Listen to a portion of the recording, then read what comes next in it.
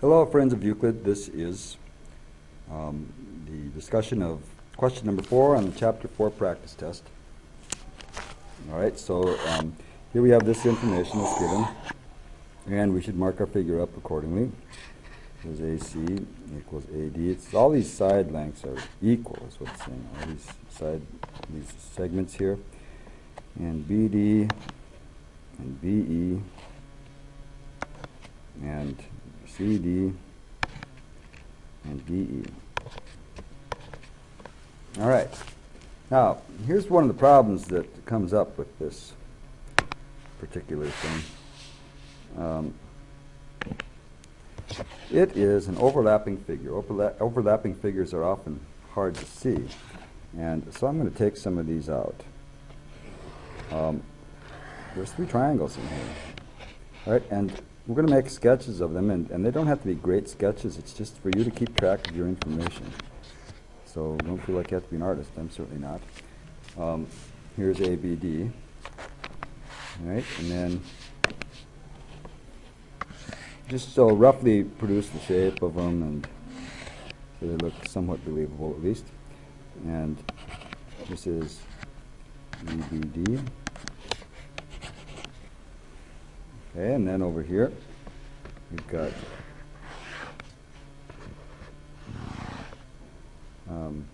ACD. Looks like kind of covered up that C, but I believe that's a C. All right, now I'm going to remark these. I've marked the overlapping figure. Now that I've separated all these triangles out, pulled them out of there, I'm going to mark them up again. And we'll see how much more clearly we can see relationships here when we do that.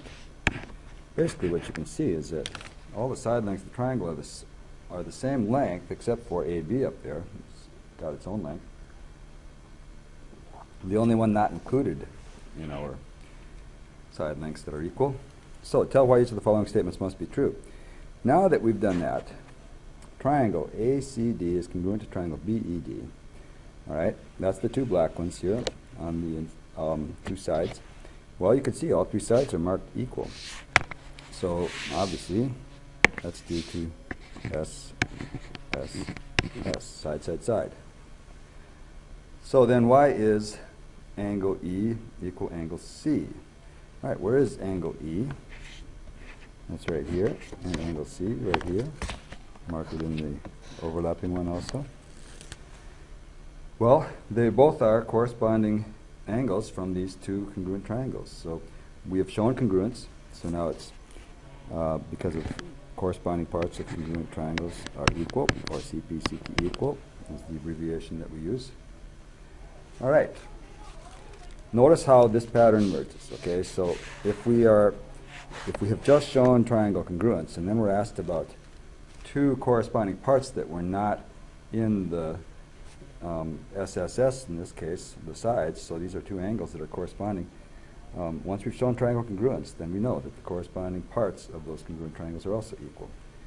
So look for this for its triangles, and then after that, you're likely going to be using pptx equal. All right, triangle ACD and triangle BED are equilateral. Well, all 3 sides are equal, right?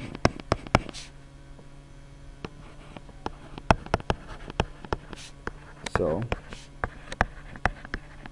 that's what an equilateral triangle is. So sometimes people will put, well, that's the definition of an equilateral triangle. Okay. Triangle ACD and triangle BED are equiangular. Well, why are they equiangular? The angles are equal. That's what equiangular means. All 3 angles are equal. And we know this also because an equilateral triangle is equiangular. And that's probably the best thing you could say. But let's get some colors on here. A little variety in our writing. So an equilateral triangle is also equiangular. An equilateral triangle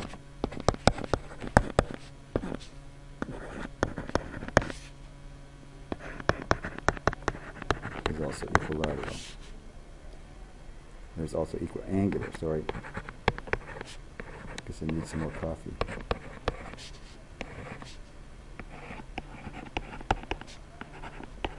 equal angles.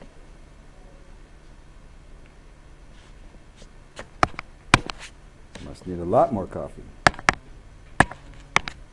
Equal angular. Okay. Why is ABD isosceles? Well, that's this one here. Well, that's because AD equals BD. That's the easiest way you could express it. AD equals BD, which is the definition of an isosceles triangle. There's at least two sides are equal. All right, so then why is it that angle DAB equals angle DBA? All right, where's DAB? Right here. DAB and DBA right here. Well, we know that if two sides of a triangle are equal,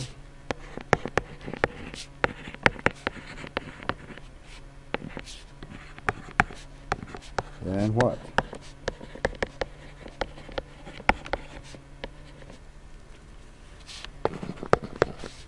Then the angles opposite them are equal.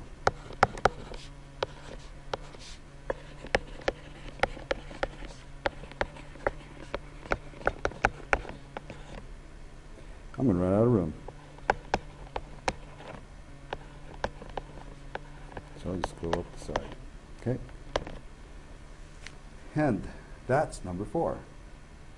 So a few tips. Mark your figure up. You can look at it both as the figure that they gave you, and then if it's overlapping like this, separate those triangles. It's much easier to see what's going on if you do that. All right, that's number 4. Stay tuned for number 5 on the next video.